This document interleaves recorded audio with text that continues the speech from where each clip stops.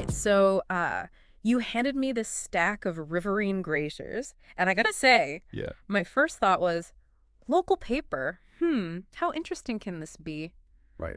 But wow, was I wrong. Yeah. This town, Hay, New South Wales, Hmm. it's like a tiny little Australia, Yeah. facing all these huge issues in its own very unique way. It really is. It's amazing how much you can learn about a place Right. just by reading their local paper, you know? Yeah. You get the headlines, but you also get these like really intimate glimpses into people's everyday lives. Exactly. And one thing that really jumped out at me was how Hay is Mm-hmm. dealing with all this change, you know?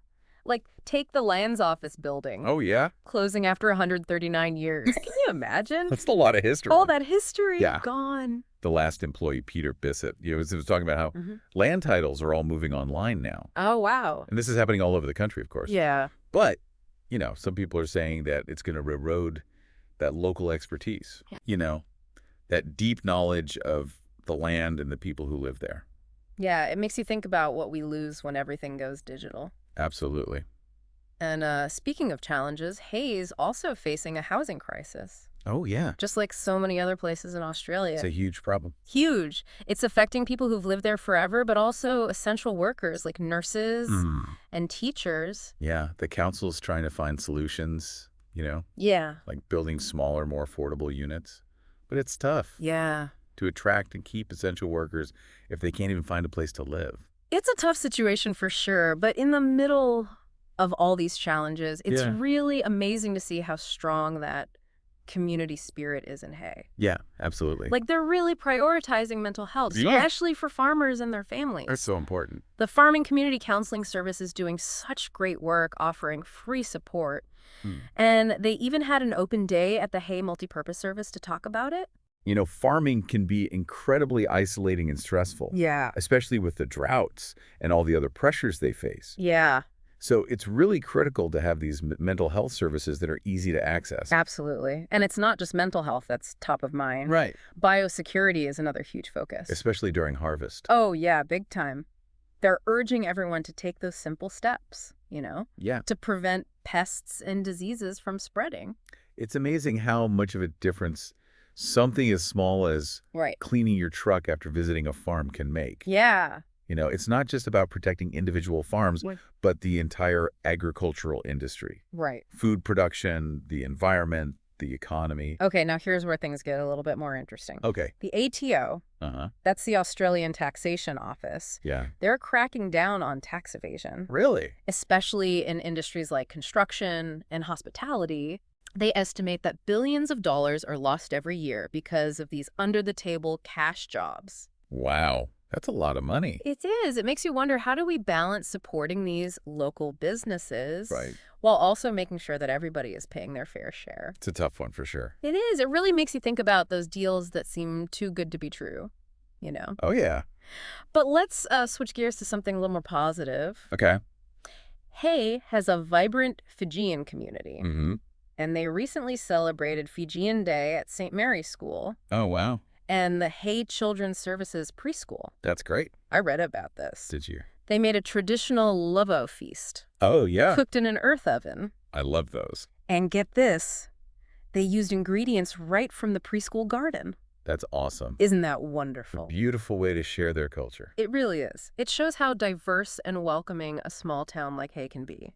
It does. And speaking of welcoming, former resident Kathy Hogg Right. recently returned to her spiritual home, she called it. She did. Yeah. What's she been up to? She's been working in aged care Oh, wow. and advocating for people to be able to stay in their homes as they get older. That's so important. It is, especially in rural areas. Yeah. Enabling people to age in place Mm-hmm. and creating supportive communities for seniors. Yeah. That's something Kathy's really passionate about. It sounds like Hay is that kind of place Yeah. where people feel connected even after they've moved away. That really speaks to that community spirit we were talking about. And that spirit is also evident in the way they're embracing new things, Like what? like renewable energy, for example. Oh, cool. The energy company is hosting a career night for high school students Oh, wow. to showcase all the job opportunities in that field. That's fantastic. Yeah. It's a great example of how rural areas can become hubs for these growing industries, right. creating jobs, boosting the local economy. As the world transitions to greener energy. And speaking of finding your place in the world, these Riverine Graziers are just full of these amazing individual stories. I bet. Like take Nita Gleason, for example. Okay. Her life story is incredible. It is. She worked as a shearer's cook.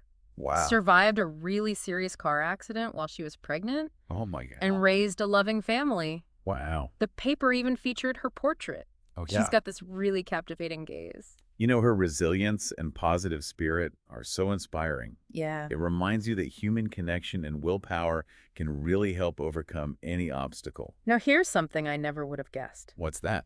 Hay has a connection to the violent 1923 Melbourne police strike. Wait, really? Yeah. A constable named William Thomas Brooks. Oh. He was right at the center of that strike. Wow. And he ended up in Hay as a night watchman. How did that happen?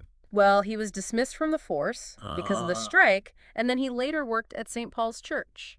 Oh, wow. Before he died very young. That's fascinating. It just shows how these historical events can have these ripple effects, you know? Yeah. Impacting individual lives in these unexpected ways. Absolutely.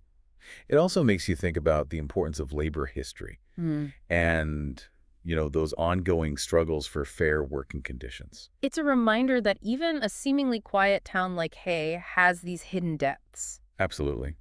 And speaking of hidden depths, the paper also featured a story about a local high school teacher who's doing amazing work promoting rugby league. Yeah, they were even recognized at a special NRL function. Oh, wow. The secretary of the NSW Department of Education gave the keynote address there. Okay. It just highlights how important sports can be, you know?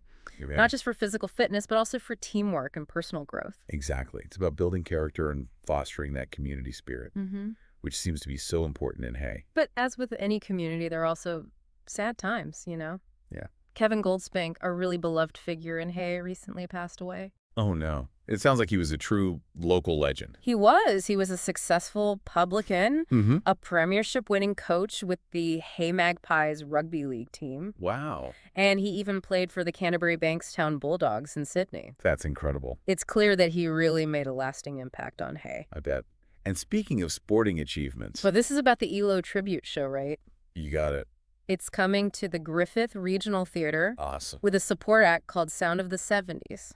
Cool. Yeah. I love that they're bringing this kind of entertainment to a rural area.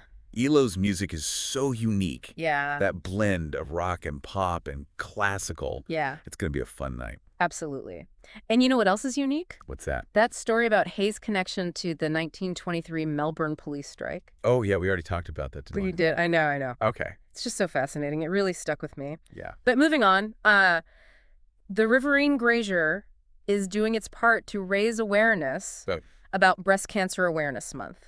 Good for them. They're encouraging everyone to be mindful of potential symptoms. Yeah. And to see a doctor if they have any concerns at all. It's such an important message. It is. And you know, the McGrath breast care nurses do such important work. Oh, yeah. Supporting people who are affected by breast cancer. Their work is invaluable. Absolutely. Speaking of valuable contributions over in Moola, Maine, a young photographer named Colton Sherman won Junior Champion at the Art Gallery exhibition. Oh, wow. With his photo called Pixie. Pixie.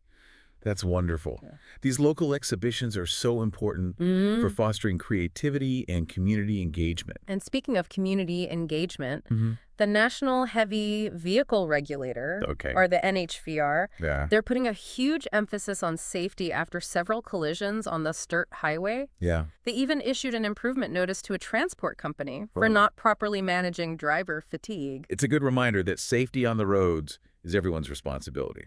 It is. And they're urging anyone with safety concerns to use the Heavy Vehicle Confidential Reporting Line. Good to know. Now let's dive into a topic that's always generating a lot of discussion, especially here in Australia. Like that. Water management in the Murray-Darling Basin. Ah, the Murray-Darling. It's such a massive river system. It is. So crucial for agriculture, but there's always this tension over who gets how much water. Right. And there's a lot of controversy surrounding the new draft of the National Water Agreement. Yeah, I've heard about that. The Murrumbidgee Regional Strategy Group is particularly concerned. Why are they? They're saying that this agreement ignores their input. Oh, wow. And could really hurt New South Wales farmers. That's a big concern. It's a complex issue with no easy answers, that's for sure. No kidding.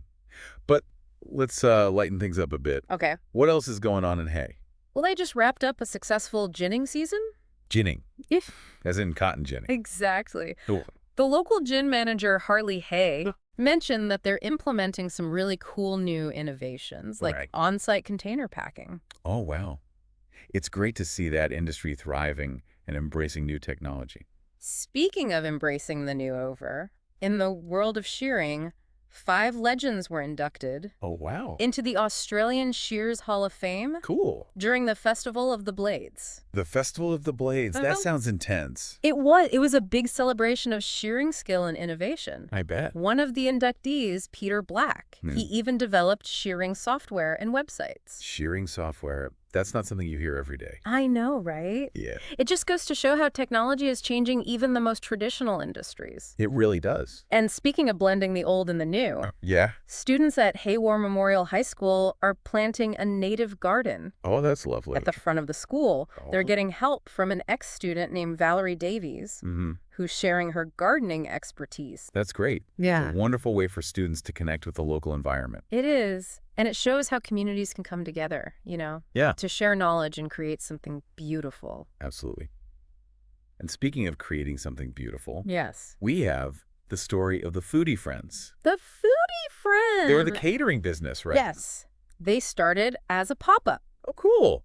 And now have a permanent location. Wow. Thanks to a local business owner. That's fantastic. Their food is known for being both delicious and healthy, and they're really big supporters of other local businesses. Good for them. It's a real testament to their hard work and the power of community support. And that community spirit is something we see over and over again in these Riverine Graziers. Definitely a recurring theme. Whether it's overcoming challenges or celebrating achievements or honoring their history, the people of Hay have this remarkable resilience and a genuine warmth that shines through. They really do. Yeah. You know, it's like they've created this amazing tapestry of strength and kindness. I love that. And speaking of Magpies. Wow. They won the inaugural Women's Rugby League Grand Final. That's incredible. Amazing. That's huge for women's sports. I mean, it's so inspiring to see them breaking down those barriers. It really is. But, you know, sadly, it's not all sunshine and rainbows. Right. There was a pretty scary incident on the Sturt Highway near Hay. Oh, no, what happened? They found 2 suspected pipe bombs in a vehicle. Pipe bombs? Yeah, they had to shut down the highway for 8 hours. Oh, my gosh. That's terrifying. It was. You just never expect something like that to happen in a place like Hay. No, you don't.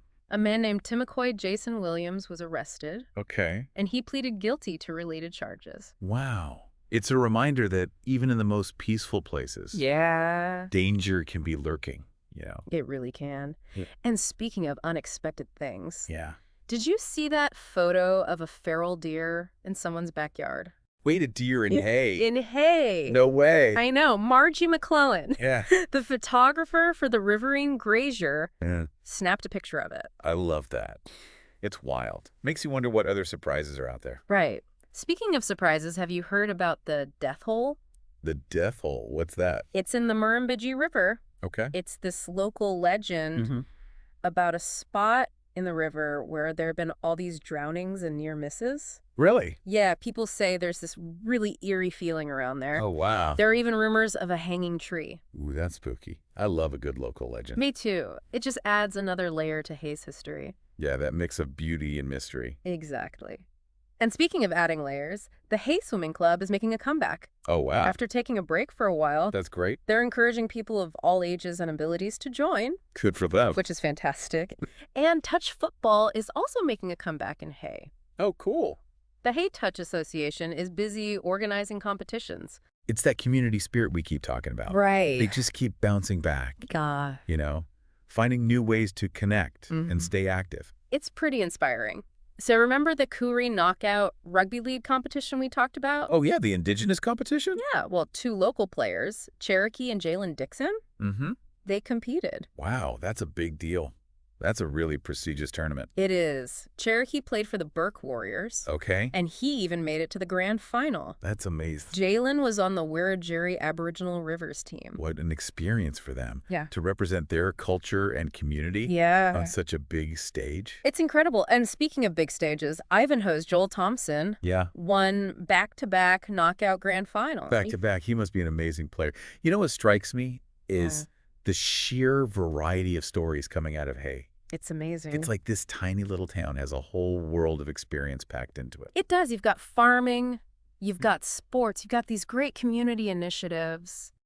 History, even a little bit of mystery thrown in. It really challenges your ideas about rural life, doesn't it? It does. It really does. It makes you wonder what other hidden gems are out there in rural Australia. Oh, there must be so many stories waiting to be told. And it's really thanks to these local papers, like the Riverine Grazier, that we get to hear them. They're like a window into these communities, aren't they? They are. Showing us all those challenges and triumphs and everyday moments that make up life in these towns. You know, and sometimes those everyday moments are the most extraordinary ones. Absolutely. Speaking of supportive communities, you know, Kathy Hogg, Hay native who came back after all those years, she was advocating for something really important. She was. She's really passionate about helping people age in place. You know, being able to stay in their own homes as they get older. Yeah, which can be tough, especially in those rural areas where services can be hard to come by. Exactly. But Kathy believes it's so important to create those support networks and resources so that seniors can stay independent and connected to their communities. It sounds like Hay really embodies that. It does. And it's not just about taking care of each other. It's about celebrating each other, too. Oh, absolutely. You know, going through all these riverine graziers really opened my eyes to how diverse a place like Hay really is. I went in thinking it would be all about farming. Right. But it is so much more than that. It is. We've talked about everything from housing and taxes to cultural celebrations and sports and even a little bit of mystery. It really is like a little Australia. It is. And it all comes back to that sense of community, you know? Yeah. That resilience and that willingness to embrace the old and the new. It's about honoring the past while looking towards the future, supporting each other through those tough times. And celebrating what makes that place so special. It makes you wonder what other amazing stories are hidden away. In all those small towns across Australia. I bet there are tons. I encourage everyone listening to think about those small towns in your own lives. What are their stories? What makes them unique? Because you never know, those most extraordinary stories could be hiding in the most unexpected places. That's the beauty of these deep dives. It really is.